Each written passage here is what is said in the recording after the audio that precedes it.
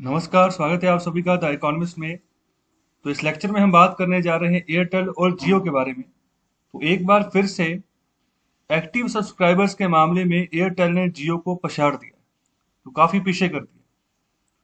तो अभी देखो, अगर टेलीकॉम इंडस्ट्री की बात करें तो मेनली दो ही राइवल्स बचे, दो ही कंपनीज मेजरली बची हैं जो आपस में कंपटीशन जिनका है। इसके अलावा अगर वी की बात करें, जो हाल ही में वोडाफोन और आइडिया इनका मर्जर हुआ था और इन्होंने दोनों ने मिलकर अपनी एक कंपनी बनाई भी, उसके भी हालात जो है ना, फाइनेंशियल सिचुएशन बहुत खराब है। तो हम ये कह सकते हैं कि दो ही यहाँ पर जो टेलीकॉम इंडस्ट्री के जो मेजर हमारे पास बचे हैं। अगर हम नागरिकों की चॉइसेस की बात करें तो यहाँ पर दो तरीके की ही चॉइस है, या तो जियो के पास यहाँ पर चले जाएं या फिर एयरटेल के पास चले जाएं। इसके अलावा तीसरा कोई नंबर जो है ना, वो बड़े पैमाने पर बढ़ता हुआ नजर नहीं आ रहा है। तो अभी इसी के चलते एयरटेल, अगर एयरटेल की बात करें तो एक्टिव सब्सक्राइबर्स के मामले में जियो को इसने एक साइड पे कर दिया है, पछाड़ दिया है। पूरी जो रिपोर्ट है उसको अच्छे से डिस्कस करते हैं, जो कि हाल ही में ट्राई के द्वारा जो है जारी की गई है। तो अभी शुरुआत में बात कर रहे हैं कि हालांकि जब अब ओवरऑल सब्सक्राइबर की बात करते हैं ना, कि ओवरऑल कितने बंदे जो है जुड़े हुए हैं एयरटेल के साथ या फिर जियो के साथ, उसमें अभी भी रिलायंस जियो आगे है। अभी अगर लास्ट हम अगर फरवरी के डाटा के हिसाब से बात करें तो ओवरऑल सब्सक्राइबर के मामले में रिलायंस जियो आगे है। लेकिन जब हम बात करेंगे एक्टिव यूजर्स के मामले में, तो उसमें लगातार तीसरे महीने की हम बात कर रहे हैं कि एयरटेल ही आगे है जियो से।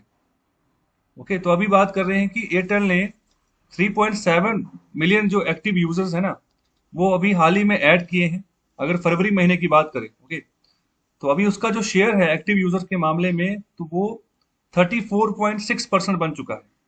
तो यहाँ पर कुल मिलाकर जो इनकी यहाँ पर बेस है, जो लोग यहाँ पर एक्टिव यूजर्स हैं, वो 340 मिलियन के आसपास है। ये फरवरी का डाटा। और आगे अगर जियो की बात करें तो इन्होंने 0.2 मिलियन अपने एक्टिव यूजर्स खोए हैं फरवरी में ही। और इनका जो ओवरऑल बेस है ये काफी नीचे आ गया एक्टिव यूजर्स का, तो ये 324 मिलियन हो गया। तो 340 मिलियन एयरटेल के हैं यहाँ पर एक्टिव यूजर्स, और 324 जियो का है। तो यहाँ पर फर्क पड़ गया। तो यहाँ पर जो है एक साइड पे कर दिया है एयरटेल ने जियो को। तो यहाँ पर आगे बात करेंगे जियो की जो एक्टिव यूजर मार्केट है ना, तो उसके उसमें जो हिस्सा है जियो का, तो उसमें भी 33% की गिरावट देखने को मिली है। तो ये बात किसके बिहार पर कही जा रही है? ये बात कही जा रही है जो हाल ही में जो हमारा टेलीकॉम रेगुलेटर है उसके द्वारा जो लेटेस्ट डाटा जो जारी किया गया ना, सब्सक्राइबर डाटा, तो उसके बिहार पर एनालिसिस जो किया जा रहा है, तो उसके हिसाब से ये बात कही जा रही है। तो टेलीकॉम रेगुलेटर कौन है भारत का, जो पूरी टेलीकॉम इंडस्ट्रीज को रेगुलेट करके चलता है? तो कौन है वो? उसका नाम है try, TRAI, telecom regulatory authority of India. तो ये भी काफी बड़ी बॉडी है। तो मुझे एक बात बताइए, क्या ये कॉन्स्टिट्यूशनल बॉडी है या फिर कोई स्टैट्यूटरी बॉडी है? तो इसका आंसर करें कमेंट बॉक्स में। इसके अलावा ट्राई को कब बनाया गया? ओके, तो इसका मेन फंक्शन क्या है?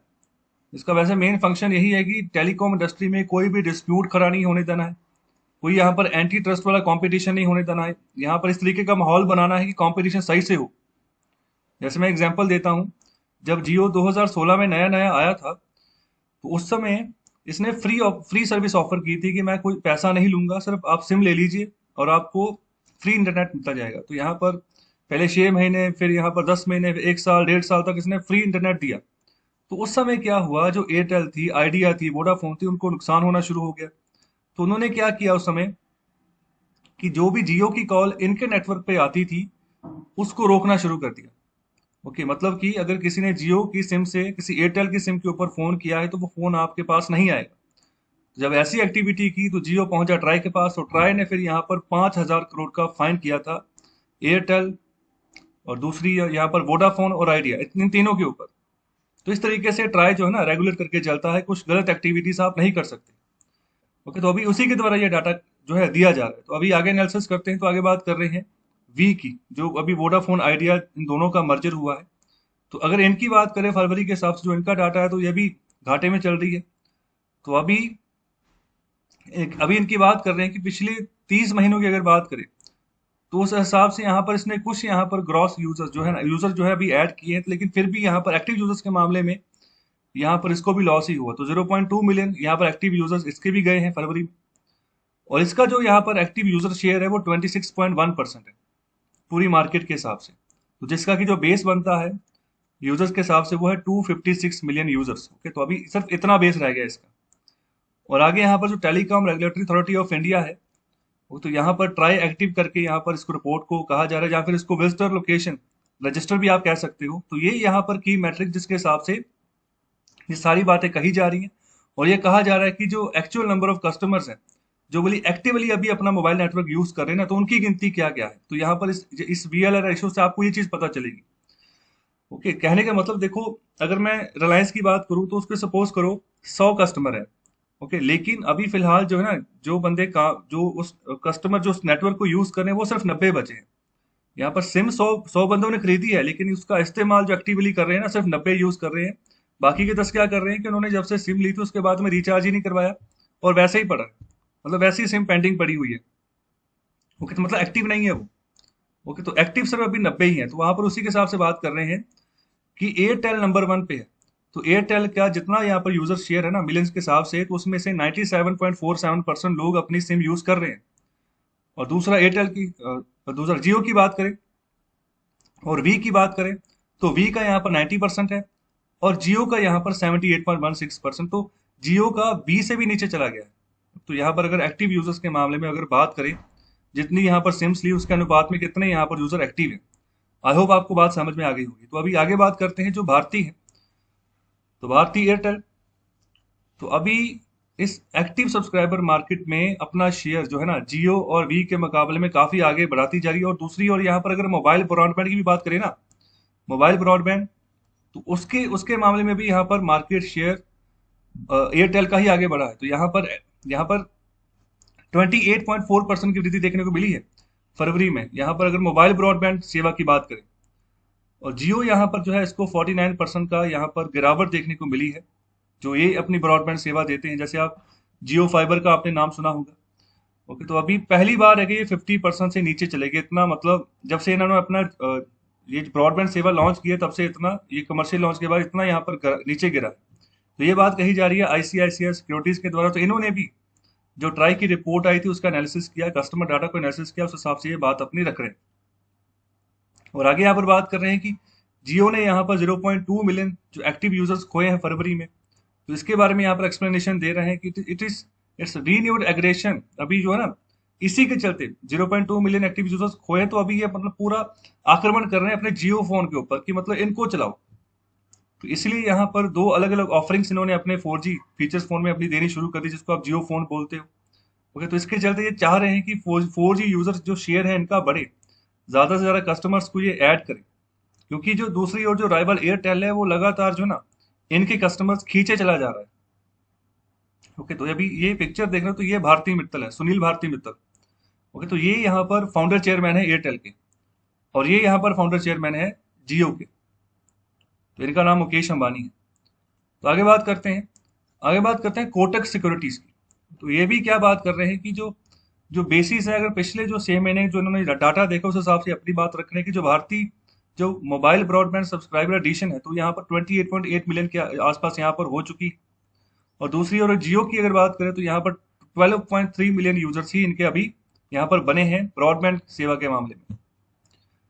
और इसके अलावा ये भी बात कर रहे हैं कि एयरटेल ना लगातार जियो को फाइट दे रहा है, दूसरी ओर जो वी के कस्टमर्स है उनको उनको भी अट्रैक्ट करने की कोशिश कर रहा है। और अपनी क्वालिटी ना जो एयरटेल उसमें इंप्रूवमेंट लगातार लाया जा रहा है, जिसके चलते अट्रैक्शन हो भी रही है और लोग खींचे चले जा रहे हैं एयरटेल की ओर।